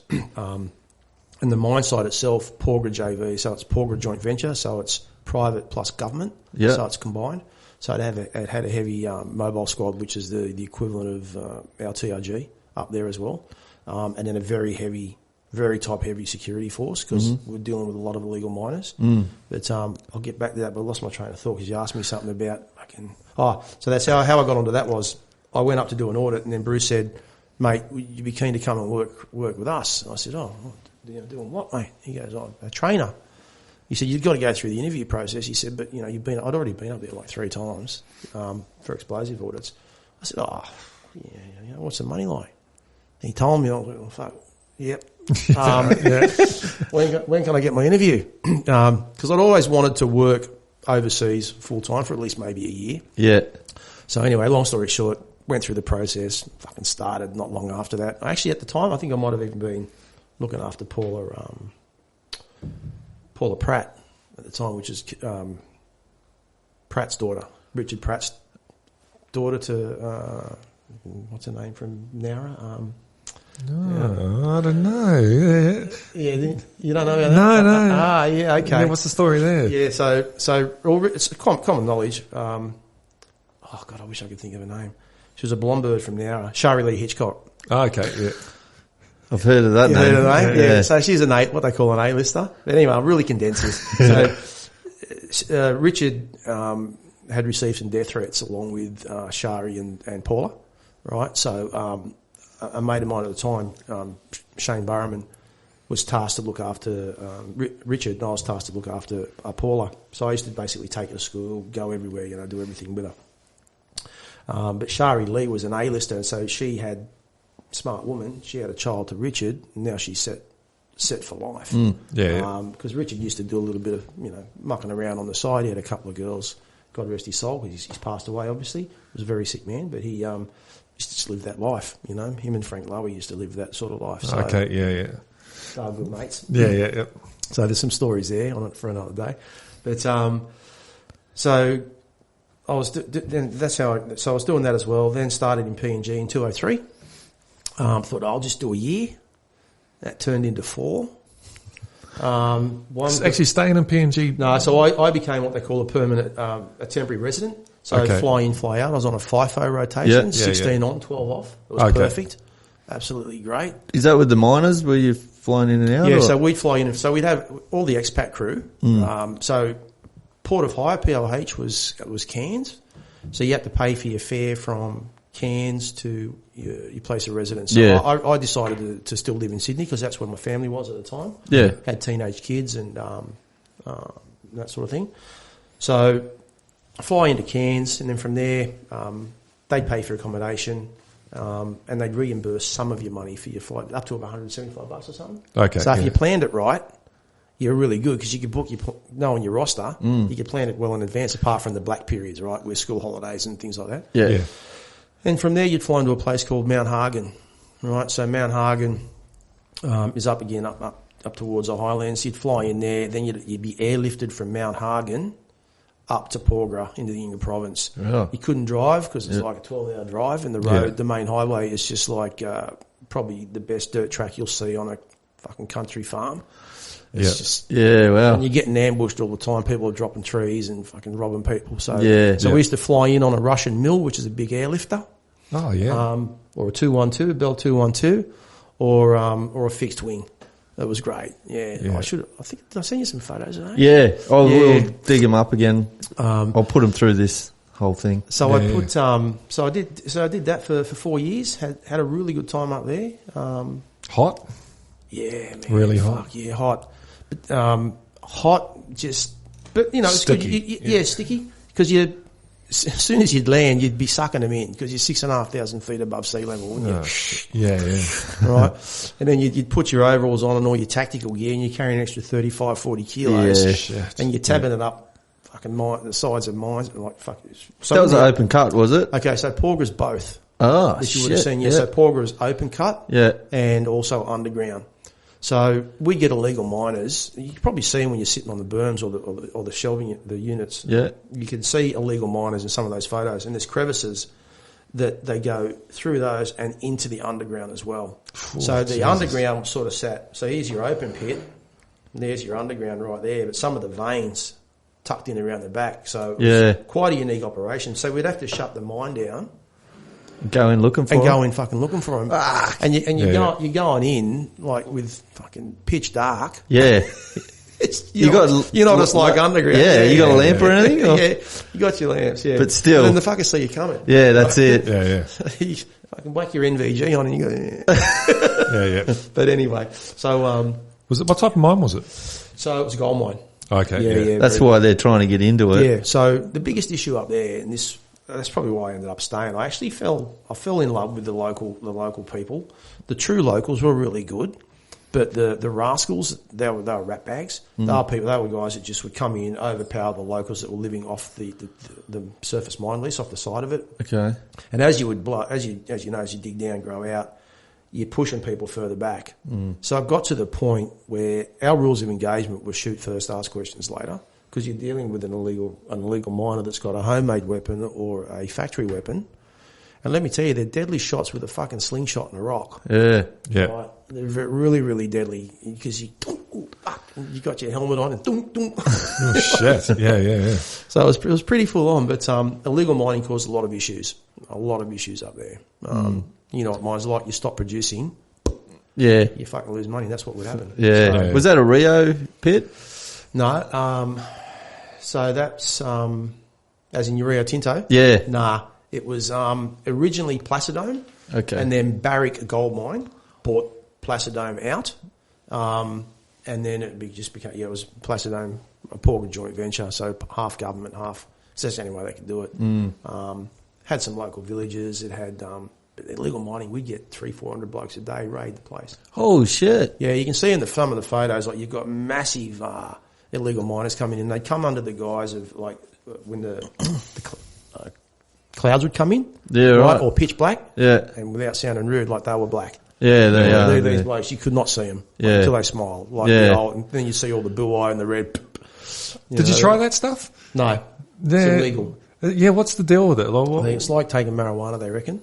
Yeah. So it's so you mix the lime with the buoy, and that's what creates the red. What the same? It's a root or a leaf? Or? It's a root. Okay, yeah. It's like because they got that red stain. I thought it was imported in Australia, but I didn't realise it was illegal. Yeah, no. I thought it was like chewing tobacco or something. Oh no, it gives you a bit of a high. Okay. Yeah, they chew it all the time, but they mix the lime with it, and that's what creates the red stain. So are they getting workers from the local community mixed in with, like Australians or whatever? Yeah. So your standard crew would be, say for example, we'll just use our tactical unit trainers. I would have so be myself, and then I have a local guy. Yeah. And that local guy would be probably from Port Moresby or say, or Ley. He wouldn't be from the Highlands. Yeah. He'd be from what we call coastal, Rabaul, places like that. Ex-military, ex-police. So you always had a national with you, mainly because of the language barrier. Yeah. But, because they don't speak English, the locals there. Pidgin? Oh, talk Pidgin, lick the song. Oh, you speak Pidgin? I want to learn Pidgin. Never even knew. Yeah. There's a Pidgin play. Like someone in England, this crazy lady, Daisy Campbell, she did a whole Macbeth in Pidgin English. She taught herself. Right. And it sounds fucking wild, man. Yeah, no, it's a good. But the thing with PNG, like not too many people know this, but there's 800 dialects. Yeah. No, I didn't know that. Yeah, That's it's crazy. It's because of all the valleys there, eh? So the tribes would kind of stick to a valley, I think. Bearing in mind that, you had Japanese there, you had fucking people that speak German there. So, it's like, so say for a word like rasim, which means quick, German, raus. Oh, rightio. Right? Okay, Yeah, so there's a it lot of picks up everything. Yeah. It's a sponge. It's a sponge, yeah. So it's a combination of things. And is that, with the Pidgin, is that understood across the island then? Yeah, Pidgin per se is pretty much spoken everywhere. And then you'll have, this is really weird, you'll go from a village here, go 2 k's down the road, and the dialect is completely different. Yeah. Fuck. Yeah. That's crazy. It's crazy, man. 2 k's, that's not much. I know, it's weird, eh? Yeah. Well, I think England used to be a bit like, before people started travelling, like there's a massive variance and just accent. And I think accent over, a couple of thousand years or whatever is going to turn into a completely different thing, isn't it? Yeah, it does. And there's lots of, like PNG's pretty hilly. What's it like there now? Is it dangerous still, or is it? Yeah, in certain parts it is, like Port Moresby, even Ley to a degree. But Ley's the second city, is it? Yeah, so Port Moresby's your main one on the island where you land, and you've got to fly across to Ley, so it's the second biggest. It's the second biggest part of PNG. But you've got to, it's a unique place, right? So it's the only place I know in the world, or maybe apart from parts of Africa, like Western area, where you get off your plane and you got somebody greeting you with a machete and an axe. Holy shit! So we've got we used to have people come in and they're really happy they're on the plane. So, did you watch an induction video, mate? Yeah, I can't wait to get up there. Yeah, okay, good. So when you get off, this is what you're going to, it should be right, mate.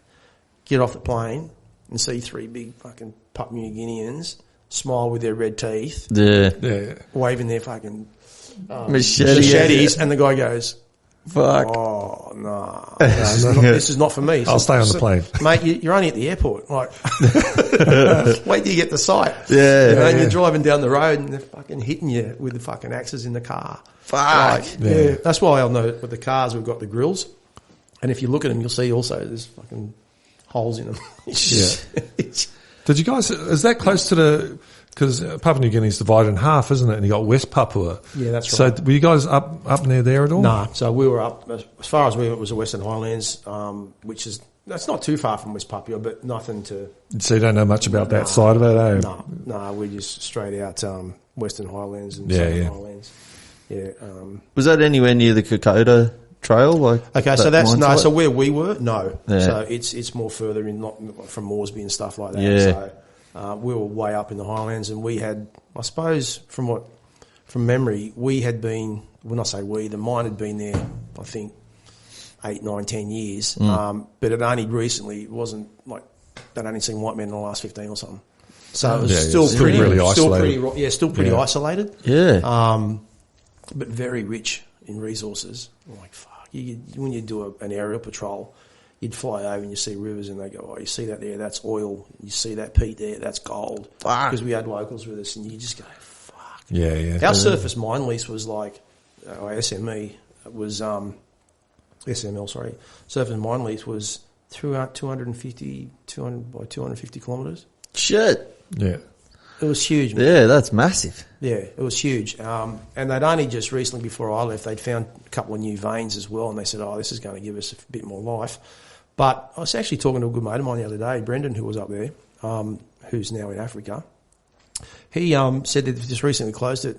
Yeah. So too much trouble, yeah. Oh, the locals given too much trouble, yeah. So they've gone, they shut it up. It's just a big hole in the ground now, and that's what happens when corporates move in. Yeah, yeah. Just the land's destroyed. And well, that's probably what happened in Bougainville, wasn't it? You know, it's like they said fuck this, we don't want you. It and left. They destroyed it and they was killing everything. So the Bougainvilleans said fuck this, you know, and I think they independent now, Bougainville. I actually think they just got a prime minister or something now. I'm not real sure. I haven't sort of followed what's going on up there lately. But PNG went downhill once they gained their independence, because it was originally under Australian rule, Australian law and Overwatch, and it is one of the most corrupt countries to go to. Oh yeah.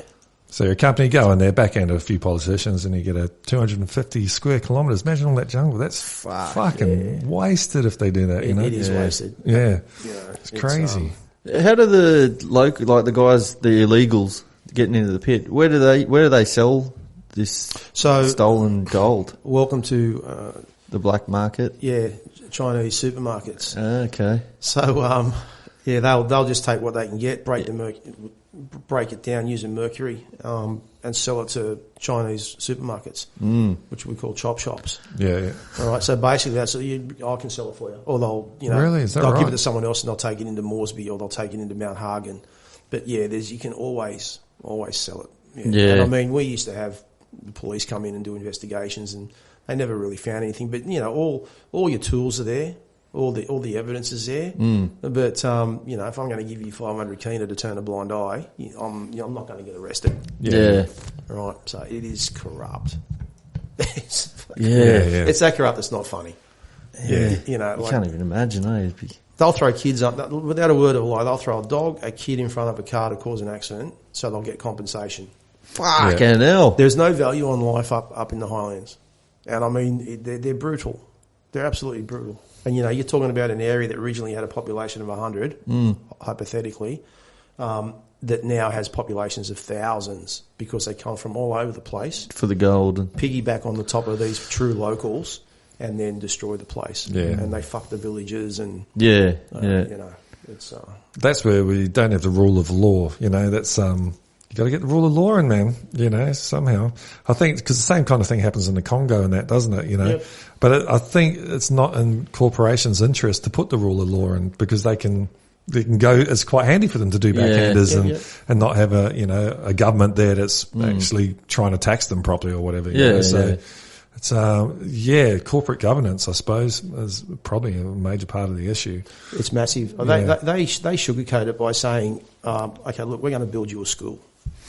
We're going to build you a hospital, because everything else will just go away. Yeah. Right, so they put all this infrastructure in place, help with the roads and all that sort of thing. That's just a buy-off. Yeah.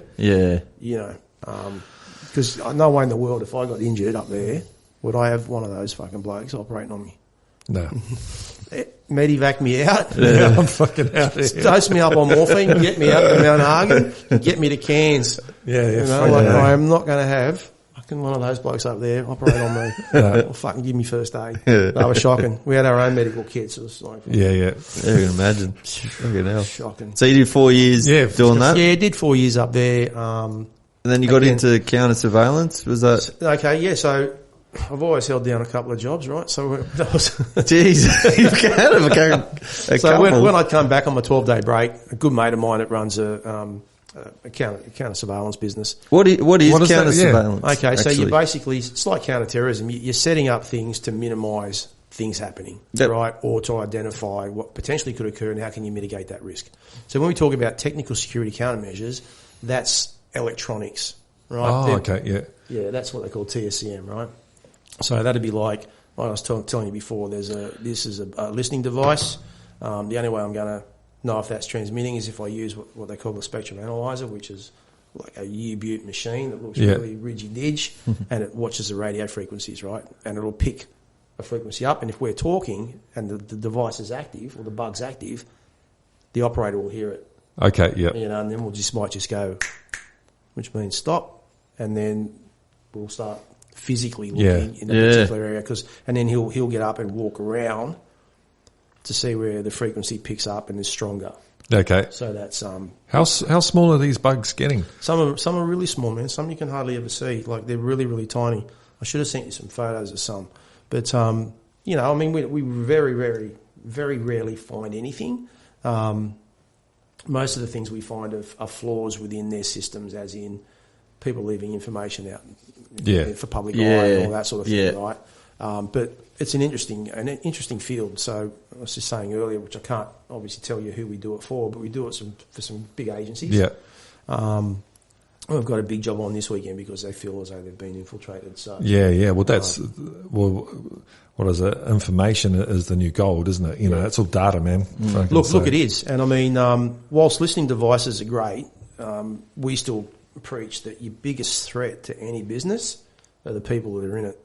Yeah. So, you know, because for me to go, okay, I want to know what you're doing with your podcast, I've got to physically get in here, plan a device, it's got to have enough battery life, then I've got to get in to get it out if I want to, if it's a recording device. Yeah. But if it's a transmitting device, it can be a little bit smaller, but I still need battery life, otherwise it's going to die. Yeah. Right? And I could sit outside with a fucking scanner and listen to what you're saying. Yeah. But physical, it's like cleaners, the people you don't see, isn't it? Well, the people you see, but you see, right. But you don't see them, mate. And you don't even think about it, right? No. But we know with some of the agencies that we work with, it's their biggest fear because they employ uni students from a very young age to go through the system, and we're talking all levels, like police force, they're everywhere, right? Yeah.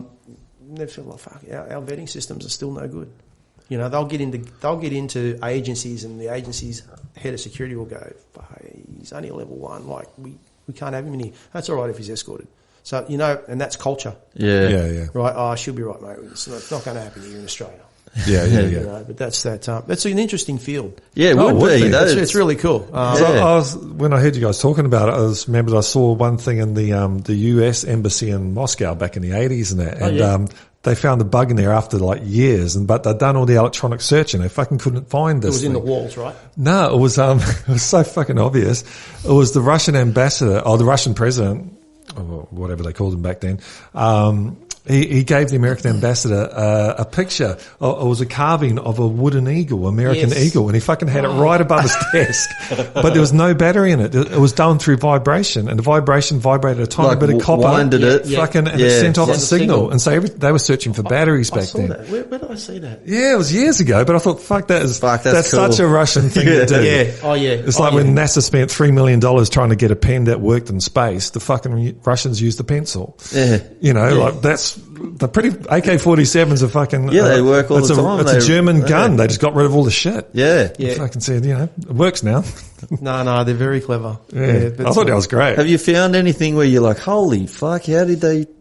Have you ever come across something like that? No, it's usually pretty good. Yeah. Overseas, we've found a couple of little devices, but here they're pretty good. The biggest issue they've got here is they leave things out in the open, and we find breaches all the time. Like we've managed to open safes because they've left passcodes, both alpha and numeric. And you're like, dude. Yeah. So you report that to the head of security and they go, fucking hell. How many times do I have to tell them? It's like, you turn up. Oh, yeah, okay, there's, oh, yeah, okay. Okay, it's not that one. Oh. Yeah. Bizarre. Yeah. But it's really good. But the physical side of it is, apart from the electronics, is the most important because a lot of the times, things won't be transmitting. So you physically got to get in, get under the desk, feel the grooves, pull the power points off, behind the power points, look in the ceilings, look in your lights, pull up every single plug you can see, turn a microphone inside out, undo it. Keyboards, turn the keyboards over, take them out. A whole range of things you've got to look at. Anything that's attached to a computer, there's a USB device in there. It shouldn't be in there. Well, especially now with the way with 5G, how it's all going, everything's going to have a microphone. Everything's going to be connected to the internet.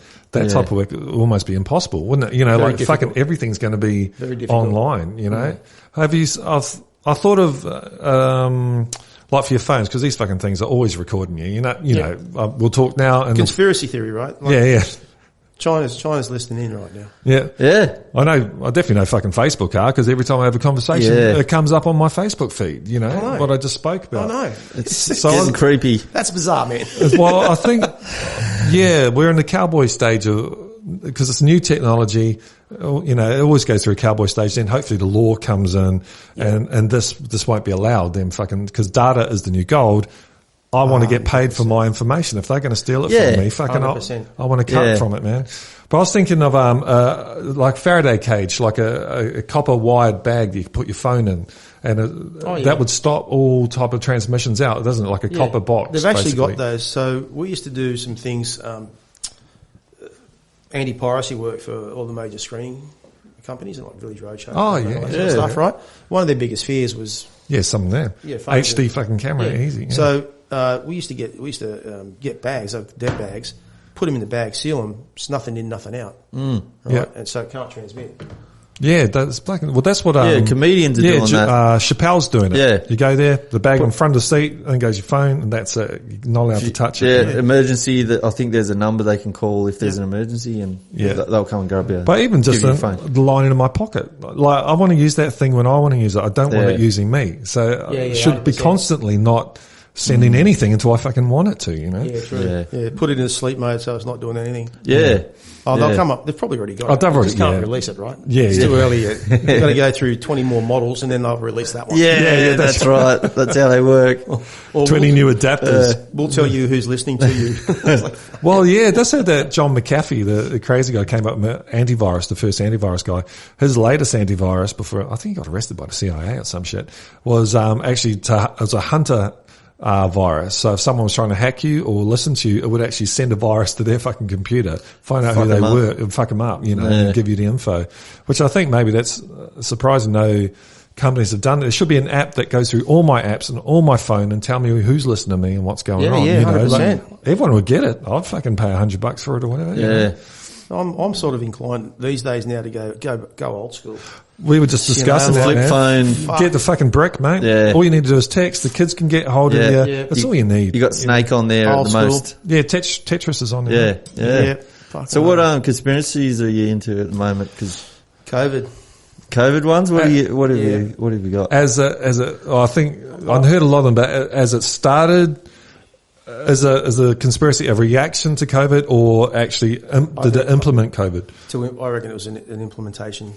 I reckon they've done it on purpose because we all know now, right? Like we're not going to go and shoot guns again at wars unless you're stuck in a skirmish somewhere in fucking third world country. Yeah. The next, it's bioterrorism, right? Or internet, that's where it's going to go. Yeah. So long story short, many years ago, about 2000, when the Olympics were on. We sat in a think tank because we were part of an advisory group for private contractors, and we're going around the table. And somebody said, what risk are we going to be exposed to? And all the standard ones. And a young girl sitting in the corner just goes, contaminate the water. And you got all these fucking smart dudes sitting around the table, and they went, what? She said, yeah, contaminate the water. And I was like, fuck, we didn't think of that. Yeah. Put bacteria into the water in the Olympic Village. Yeah. Fucking bingo. So next thing you know, all the fucking access to waterways and everything else was locked up. Fucking coppers were put on it. Yeah, yeah. Just thinking outside the box. Yeah, right? yeah, So absolutely. I said the same thing about 9/11. Conspiracy theory, like who would fly planes into? No one's going to fly a plane into a building. Yeah. Maybe a light aircraft, but not a fucking jumbo. Yeah. Really? Well, they did. Yeah, that's right. Right. So I reckon with COVID, with what we're going through now with this, with coronavirus, somebody's just gone, fuck, let's just see what the response time is. Who recovered the quickest? Yeah, yeah. Well, there is a biological weapons factory or whatever in Wuhan. Yeah. But I was listening to a geezer. But evidently, I think there must be international protocols where countries can go check on other countries' shit. And evidently it failed its last test by the Yanks. So The Wuhan lab did. they didn't have fucking proper procedures. It wasn't pressurized or whatever it's supposed to be, or depressurized, you know. So it could well have, they're developing these things, and it could just be fucking someone walked out with it and didn't wash their hands properly or some shit, you know. Contagion. Yeah. Yeah. Fucking A. Yeah, nah, fucking look at It's all a bit perfect. Like, it's a fucking perfect storm. The world economy's gone to shit. They need everyone to shut the fuck up and stay home where they can rejig everything. Yep. It's a bit perfect. But not to say perfect things don't happen, but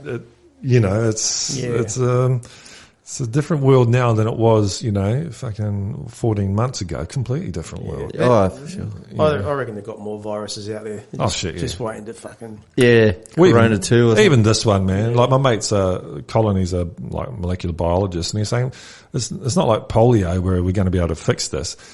Well, he said something interesting, that we don't cure it, we just get the body's immune system able to handle it, Yeah. And, but this is like a flu. You're going to need a fucking shot every year for the rest of your fucking life. Yeah. Yeah. That doesn't sound fucking very No, good to that's me, man. not nice. Well, I've had my jab. So Yeah, I was going to ask. Which one did you have? Okay. The Astra or Pfizer.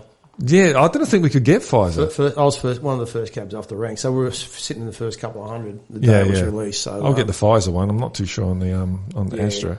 I was all right for the first day. Like the very first shot was cool. Didn't feel a thing. It was really. Oh, good. you've had the two? I've had both. Yeah. Yeah. So you get 2 jabs. Yeah. Right. I think It's 3 weeks apart. Yeah, okay. Right. And then you get a text message from health. How did you go? Can you please fill out this fucking... It's a bit experimental if they ask. Fucking how do I go? Yeah. First time I was okay, and I have a bit of laugh about it. And then 3 weeks later, I had my second one. It fucking hurt going in. I think she hit a nerve. God bless her soul. But then I couldn't lift my arm for 2 days. Oh, Wow. I had Okay. massive headaches. shit. Fucking, my stomach was going up. Like just fucking sounded like World War III was going off. Yeah. And stupid me's like, oh, fuck, I've picked up a bug. So, and then it dawned on me. I was like, hang on. Fuck, is it a reaction to the fucking knee? Yeah. And my headaches were bad. Like, they were, like, excruciating. Shit. So I was oh, fuck, hang on a tick. But anyway, I'm tested now, tried and tested. Yeah, sweet. COVID jabbed. Well, they're saying that no one's died that's had either of them. In Australia? Anywhere in the world. No, anywhere. So the world, if you get the no. Astra, any fucking of the Russian one, the Cuban one, or something, they all protect you from dying. You might get sick of that, but you're not going to die. Oh, that's cool. Evidently. So, yeah. It doesn't stop you from catching it. It's just it just minimises the risk of transmission. Ah. But here's a funny thing. When you think about this year with COVID, look at the flu rate that's dropped. You know why? Because we're all cleaning our hands and not sticking our hands in our mouth. Yeah. Like it's just because it needs the portal, right? Because it's an airborne, it's a droplet bacteria. It's Yeah. So if it lands on your hands, that's fine. It stays on the surface. It's safe. But when you go like that and then do that, there's the entry portal. Yeah. So by not doing that and keeping your hands clean and vigorously rubbing them, washing them, it's interesting. Well, some of the things that, like Haley was saying, my wife, she went to the doctors the other day, and it's kind of, and people wearing masks, and he goes, well, shouldn't everyone at the doctors wear a fucking mask? Because people were sick sitting there anyway, even before COVID. I know. It's like everyone's fucking all sick. day. All sneezing. Yeah. They're all sneezing. Yeah. It should have been common sense just to fucking wear a mask if you're going to sit in the doctor's surgery. So, and it's also, because I got mates that fucking hate the mask wearing, and I don't know, because there's another thing going on in society, which is what the Chinese government is doing is cameras everywhere and fucking facial recognition and we're constant surveillance, and then you get your social credit scores. You can't catch a bus because you fucking jaywalked or something. But if you got a mask on, I don't think they can facial recognise you. Bit hard. Yeah, so there's a silver lining to this fucking thing, you know. Maybe. Yeah, there is. We should all fucking wear masks all the time. So how do you go when you go into a bank now? You can wear a balaclava. What the fuck are they going to do? No one robs banks now anyway, not physically, but No. $50 or something. They rip off your cards. They just hack your account. Yeah, that's right. It's all done. Yeah. Fucking net now. No need to rob a bank now. Yeah. Fuck it, Yeah. Ah. And then you got into boxing, so you've started. We know you Yeah. through Mark, who's not here. We should have said because he's lost so much weight, he's actually fucking disappeared. Yeah, well, I was lucky enough. Mark taught me a little bump and grind move in the ring, and I haven't been able to do it lately because he's dropping weight, and I don't want to hurt him. We used to have a bit of a laugh about it. Go bang. Yeah. No, that's how I know Mark through boxing. So because I've always either done close quarter combat drills or lifted weights or fucking something like that. Yeah. Till now, I've turned into the COVID blimp this year. But I met Mark 2 years ago, and just said with that phone call, and we just sort of hit it off and. But I call him a mate now. He's been friends ever since. Yeah. So he's just a really good bloke, beautiful wife, great kids, and because people wouldn't have heard the phone call, but you weren't really interested in any sparring or anything correct, like that. He's a prick. Because when I rang, I can't remember if I spoke to him or whatever. And I spoke to Mark. She said, "Yeah, we got the program for you, mate. We got it." So I front up, and the first night was actually okay, a little bit of technique. He had me in the ring. He said, "Show me this, show me that." So I did. And he goes, "Yeah, okay, I've got something to work with there. That's okay." And then I think it was about a week later, he said, everybody needs to have some gloves and, a helmet, just in case. I said, yeah, okay. The very next week after that, bang, I'm sparring. Didn't know how to fucking throw a stride. Like I was shit house. Yeah. But, so I reverted back to some old martial arts stuff and survived. And then I hooked up with the first fight camp. Well, I think it was their second, but my first. Yeah. And that was a good experience. I really enjoyed that. Apart from getting sick in the middle there, and then still. Mark was a bit scared. He said, "Fuck, you're just out of hospital. You sure?" Yeah, I'll be fine, mate. Get in there, and I had a good fight with a big bloke called Mick. Mick was Mickey West. Mickey West. Yeah. I did a couple of them. So I did. So I did the second one, and Mickey and I went pretty good. It was Mark said I got him. I don't know about that though. He certainly got me a couple of crackers, rattled the cage a bit. But but that's how I come across Mark, and we've been mates ever since. And I see him once a week and have a PT with him, and that's just more. Whilst I'm learning some skills, I just like the social aspect of it. We always have a chin wag and talk about stuff, and somebody you can open up to. Mark's pretty easy going, easy to talk to. So that's old Marky. Yeah, good old Mark. Marky Mark. Mark. It'd be nice to get the camera, but I don't know if I'll be able to. So. 23rd April. I think you'll get up. We'll be there. We're bells and whistles. We might be filming a lot of it. Maybe. He's trying to get us a media pass because. Well, that'd be good. Yeah, because I want to get like the hand wrapping and what happens behind, because no one sees that shit. No. Unless it's on like some sort of documentary, but for him it'd be amazing. No, it'd be real good. Capture that. I think he'll go well too. Yeah. He's got that mongrel in him, so I think he'll do well. Yeah. It's all good. I think that's a good note to fucking wrap it up. Wrap it up. That was good. Thanks for coming on, man. That's great. Pleasure. What a life. Bro. What a life. Thanks, buddy. Appreciate you coming on. No, pleasure, lads. Thanks for having me. No worries. Hope it wasn't too boring. No, we could have kept going, man, but I think I need to go to the toilet. Yeah. Let's figure it out. All right, sweet. Okay, cheers, bud. Cheers, see you next time.